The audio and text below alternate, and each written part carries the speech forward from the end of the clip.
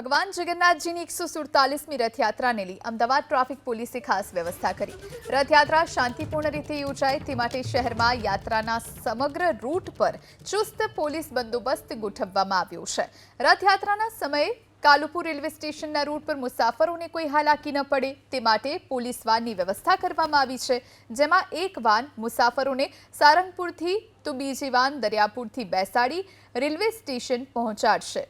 મુસાફરો ટ્રેનની ટિકિટ બતાવી પોલીસ વાનનો ઉપયોગ કરી શકશે।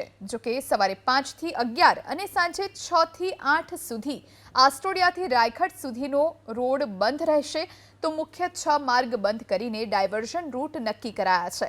જો કે ટ્રાફિકની સમસ્યા ન થાય તે માટે મેટ્રો ટ્રેનનો ઉપયોગ કરવા માટે પણ પોલીસે અપીલ કરી।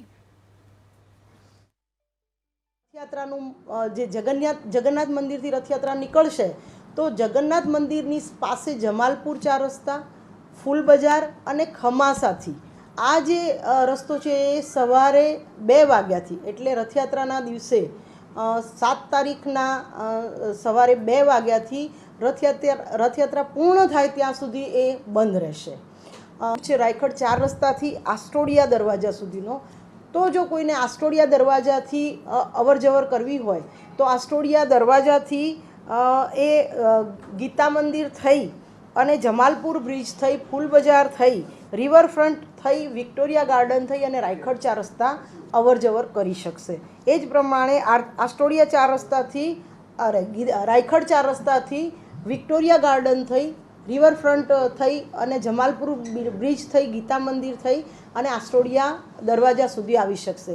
ગીતા મંદિર એ એસટી બસ સ્ટોપ છે, એટલે ગીતા મંદિરના એસટી બસ સ્ટોપે જતા લોકોને અગવડતા ના પડે એટલા માટે જમાલપુર બ્રિજ થઈને આસ્ટોડિયા થઈને એ જઈ શકશે। એના પછી છે આસ્ટોડિયા ચકલાથી કાલુપુર સર્કલ અને સારંગપુર સર્કલથી કાલુપુર સર્કલ। તો આ જે રૂટ છે એ સવારે 9 વાગ્યાથી બપોરે 16:30 એટલે કે સાંજના 4:30 સુધી બંધ રહેશે। તો આ દરિયાપુરથી બંધ હોવાથી દરિયાપુરથી અમારી અમદાવાદ શહેર પોલીસ તરફથી એસએમએલ ગાડીની વ્યવસ્થા ફ્રી સર્વિસ, ફ્રી સેવા શરૂ કરવામાં આવી છે કે જે એસએમએલ ગાડી સારંગપુર સર્કલથી પણ કાલુપુર રેલવે સ્ટેશન જતા મુસાફરો માટે રેલવેની ટિકિટ બતાવી અને એમાં ફ્રી એમને રેલવે સ્ટેશન સુધી પહોંચતા કરવામાં આવશે।